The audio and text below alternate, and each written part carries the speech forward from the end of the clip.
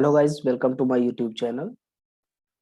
इस particular lecture में हम बात करेंगे सेल सेल से रिलेटेड या कोशिका से रिलेटेड जितने भी इम्पोर्टेंट क्वेश्चन हैं उसके बारे में बात करेंगे। ओके, तो इसमें ये जो हमारी सीरीज होगी TGT biology, PGT biology, NEET के लिए भी इम्पोर्टेंट होगा, आईसीएमआर हो गया, गेट हो गया, और कुछ जैसे पार्ट बी के क्वेश्चन हो गए सीएसआईआर के लिए भी इम्पोर्टेंट होगा। ओके, तो सबसे पहले क्वेश्चन बात करते हैं। तो इस चैप्टर का नाम क्या है? A tour of a cell, cell का टूर, है ना। तो सबसे पहला क्वेश्चन क्या है? When biologist wish to study the internal ultra structure of a cell, they most likely would use, क्या यूज करेंगे? A transmission electronic microscope. अगर किसी सेल का कि इंटरनल अल्ट्रा स्ट्रक्चर के बारे में स्टडी करनी है किसी भी बायोलॉजिस्ट को या साइंटिस्ट को, तो वो यूज क्या करेगा? सेम का यूज करेगा, टेम का यूज करेगा, ट्रांसमिशन इलेक्ट्रॉनिक माइक्रोस्कोप। ठीक, तो इसमें हमारा ऑप्शन नंबर सी सही हो जाएगा। दूसरा question, the advantage of light microscopy over electron microscopy is. तो द एडवांटेज क्या है लाइट माइक्रोस्कोपी का, वो देखेंगे। तो इसमें ऑप्शन नंबर हमारा सी देखेंगे। सी का क्या है, क्या करता है? Light microscopy allows one two view dynamic process in living cells. तो ये क्या करता है? जो लाइट माइक्रोस्कोपी है, लिविंग से जो डायनेमिक प्रोसेसेस होती हैं लिविंग सेल में, उनको देखने के लिए या उनको स्टडी करने के लिए काम में आती है। ओके, तीसरा क्वेश्चन देखते हैं। A primary objective of a cell fractionation is to. Cell fractionation का जो प्राइमरी ऑब्जेक्टिव क्या है, क्या क्यों करते हैं हम सेल फ्रैक्शनेशन? सेपरेट करते हैं, है ना। तो इसमें क्या होता है? सेपरेशन होता है। तो डी ऑप्शन देखिए, separate the major organelles so that their particular function can be determined। जो हम क्या करेंगे, जो मेजर ऑर्गेनेल्स हैं उनको क्या कर देंगे? सेपरेट कर देंगे, जिससे क्या होगा? उनका जो पर्टिकुलर फंक्शन है वो उसको हम डिटरमाइन कर सकते हैं। ओके, अगला क्वेश्चन, इन द फ्रैक्शनेशन, आगे देखिए fourth question, in the fractionation of a homogenized cell using centrifugation, the primary factor that determines whether a specific cellular component ends up in the supernatant or the pellet is। तो pellet और supernatant और pellet में क्या पाया जाता है? Option number B देखिए, the size and weight of the component. तो किसके बेसिस पे हम इसको डिटरमाइन करते हैं? साइज और उसका वेट, कंपोनेंट का, उसकी बेसिस पे हम उसको क्या करते हैं? डिटरमाइन करते हैं। Okay, next question, fifth number, which of the following correctly list the order in which cellular component will be found in the pellet when homogenized cell are treated with increasingly rapid spin inert centrifuge। तो centrifuge में मतलब correctly list कौन सी है? सबसे पहले क्या पाया जाएगा? न्यूक्लियस पाया जाएगा, उसके बाद माइटोकॉन्ड्रिया होंगे, और जो ज्यादा आरपीएम का होता है, रोटेशन पर मिनट, सबसे ज्यादा रोटेशन पर मिनट किसका होगा? राइबोसोम का होगा। तो ऑप्शन नंबर हमारा यहाँ ई सही हो जाएगा। ओके, आगे देखिए, क्वांटम डॉट्स आर स्मॉल, कितने होते हैं क्वांटम डॉट्स? कितने स्मॉल होते हैं? 15 से लेकर 30 नैनोमीटर डायमीटर के होते हैं।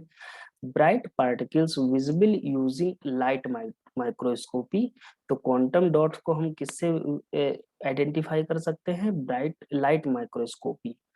If the dot can be specifically bound to identical protein on a plasma membrane of a cell, which of the following correctly determine the advantage of the using quantum dots in examining proteins। तो इसमें देखिए D option हमारा सही होगा। The dots permit the motion of the protein to be determine more precisely. Okay, next question है, if a modern electron microscope, अगर TEM जो मतलब हम टेम की बात करते हैं, टेम क्या है, मॉडर्न इलेक्ट्रॉन माइक्रोस्कोप है, जिसे हम ट्रांसमिशन इलेक्ट्रॉनिक माइक्रोस्कोपी कहते हैं या माइक्रोस्कोप कहते हैं, can resolve biological images to the nanometer level as opposed to the best light microscope. This is due to which of the following? तो क्यों माना जाता है इसे बेस्ट लाइट माइक्रोस्कोप टेम को? क्योंकि ऑप्शन नंबर सी देखिएगा, electron beam have much shorter wavelength than visible light. तो इलेक्ट्रॉन बीम जो होती हैं उनके पास बहुत छोटी वेवलेंथ होती हैं देन द विजिबल लाइट के। ओके, तो ऑप्शन नंबर सी सही हो जाएगा। आगे देखिए, अ biologist is studying kidney tubules in a small mammals. She want specifically to examine the juxtaposition of a different type of a cell in these structure. The cell in this question can be distinguished by external shape, size, and 3D characteristics. Which would be the optimum method for her study? तो उसके लिए मतलब उस ये जो कौन सा method use करेगी, क्योंकि उसे शेप भी देखना है, साइज भी देखना है, 3 डायमेंशनल कैरेक्टरिस्टिक्स भी देखने हैं, तो वो किसका यूज करेगी? सेम का, है ना, सेम का, SEM, जिसे हम कहते हैं scanning electron microscopy. Next question, a newspaper ad for a local toy store indicate that a very inexpensive microscope available for a small child is able to magnify specimen nearly as much more costly microscope available in your college lab. What is the primary reason for the price difference? तो price difference क्यों है? The toy microscope magnify a good deals but has a low resolution and therefore poor quality images. इसलिए क्या होगा, उनकी price में बहुत ज्यादा वेरिएशंस होंगे, डिफरेंस होंगे। ओके, नेक्स्ट क्वेश्चन देखें, all of the above a part of the prokaryotic cell except. तो जो प्रोकैरियोटिक सेल है उसमें क्या क्या पाया जाता है? DNA पाया जाता है, सेल वॉल पाई जाती है, प्लाज्मा मेम्ब्रेन पाए जाते हैं, राइबोसोम पाए जाते हैं, बट इंडोप्लाज्मिक रेटिकुलम नहीं पाया जाता। ओके, तो ऑप्शन नंबर हमारा ई सही हो जाएगा। The volume enclosed by the plasma membrane of a plant cell is much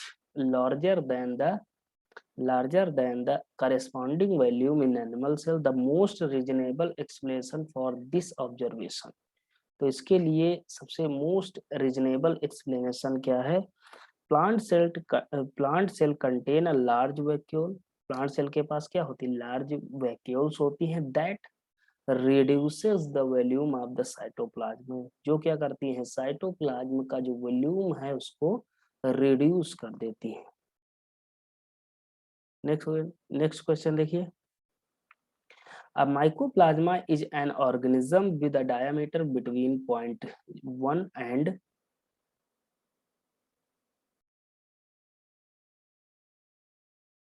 0.1 micrometer से लेके 1 माइक्रोमीटर की। What does its size tell you about how it might be classified? तो माइकोप्लाज्मा जो ऑर्गेनिज्म है उसका डायमीटर कितना है?